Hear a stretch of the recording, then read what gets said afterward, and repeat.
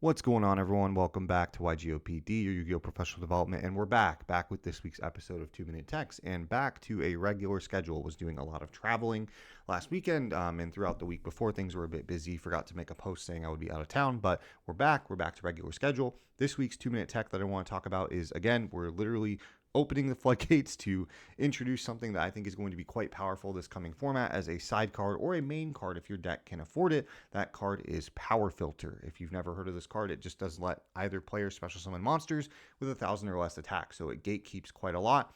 I'll talk about the outliers, the current decks that it's good for, and the future decks that it's good for. For outliers, we have Branded, Tenpai, Melodious, and Lab. All of those doesn't really do a whole lot against, but outside of that, it hits quite a lot. So I'll highlight current format. Voiceless, preventing low from coming out either from Diviner or bringing it back out of the graveyard is powerful. Yubel hitting pretty much everything that are 0/0s is crazy. Snake Eyes being a little bit awkward, preventing like a Reborn from Oak or Ash summoning Oak or any other name that's just not Flamberge or Snake Eye Diabellstar is quite powerful. Also being able to have it on the field to turn off a card like Original is really good as well.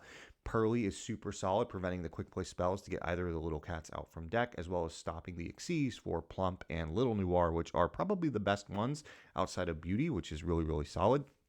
And then the last current one is now Ice Barrier. Is a deck that's been seeing a little bit of fringe play here and there, starting at the local scene and starting to climb up, turning off the mainstay of Mirror Mage, and then preventing tokens as well, even maybe stopping a little bit of Sprite with things like Swap Frog utilizing that engine as well. For the future decks, we have Fiendsmith, of course, Lurie, and the Link one, as well as the card that generates the token, are all less than 1,000 attack, so they can't do that.